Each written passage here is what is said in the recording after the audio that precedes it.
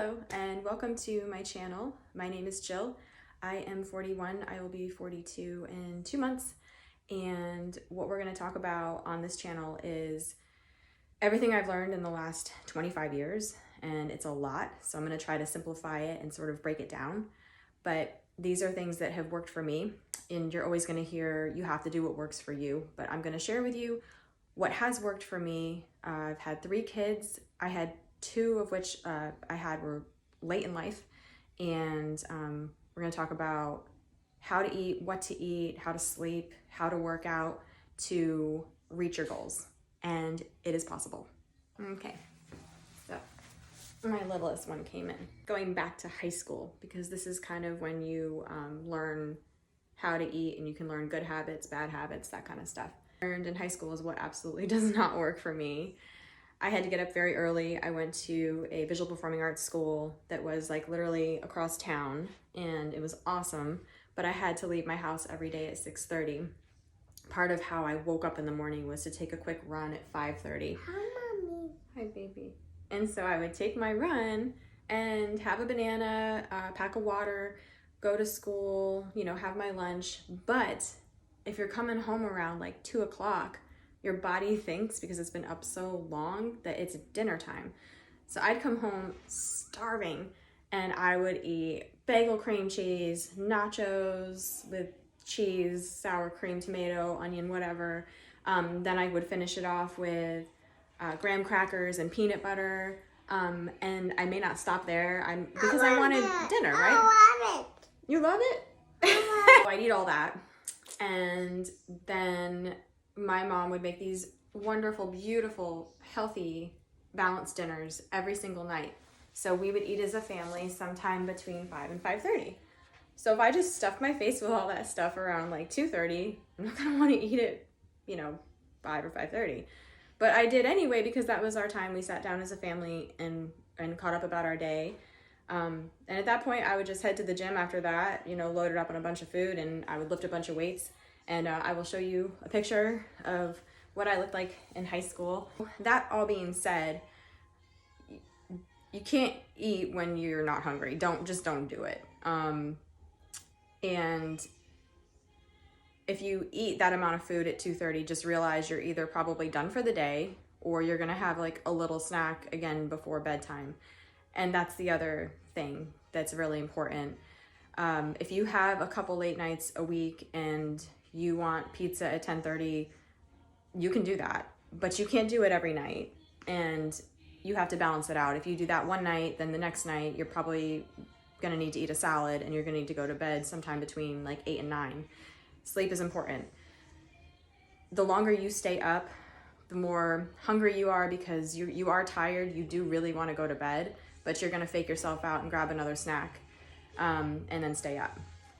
The 2, I don't want to say unhealthiest, but I would say the 2 like heaviest times of my life was sometime between the ages of like 15 and 18. And then again, when I went and got my first job out of college and I wasn't getting any sleep. So let's talk about sleep, because that's really, really, really important. That's when your body resets itself. That's when you are burning calories. So if you're not getting good sleep, what you tend to do the next day is you overeat to compensate for the lack of energy that you have. Some of the people that struggle the most with weight and with health, they don't like coffee, and they stay up way too late at night. It's kind of an interesting combination, but both of those things are a big deal. I do believe in having a small cup of coffee in the morning.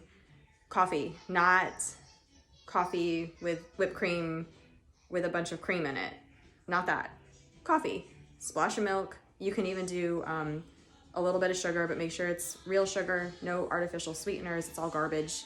Stick to what's real. Another thing that's really important is avoiding obsession over food and avoiding letting it be the primary focus of the day. You end up eating too much. You end up with a fridge overly packed of food. That's another thing. Don't overpack your pantries. Don't overpack your fridge. If it's sitting there and you feel obligated to eat it, you're probably going to eat it whether you wanted it or not. It is hard with kids because you have to have stuff pre-made. You have to have things readily available. I have 3 kids. What I try to do is let them pick out 1 or 2 salty snack items for about 3 or 4 days, and then 1 or 2 like sugary items for, it lasts about 3 or 4 days. And we go back to the store and we pick another type of snack out, but we rotate the snacks around so that it is interesting. So a long time ago, back in college, what I learned how to do was to train myself to not want sugar.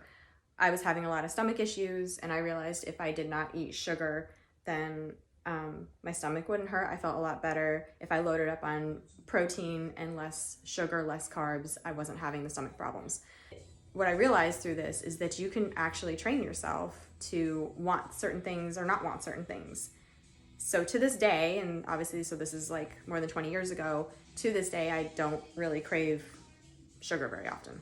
So another important thing is you have to take into consideration where you're starting from. What's your starting point? And what's your goal? What's your body type? Because if you don't embrace that, you're gonna always just be constantly working against it.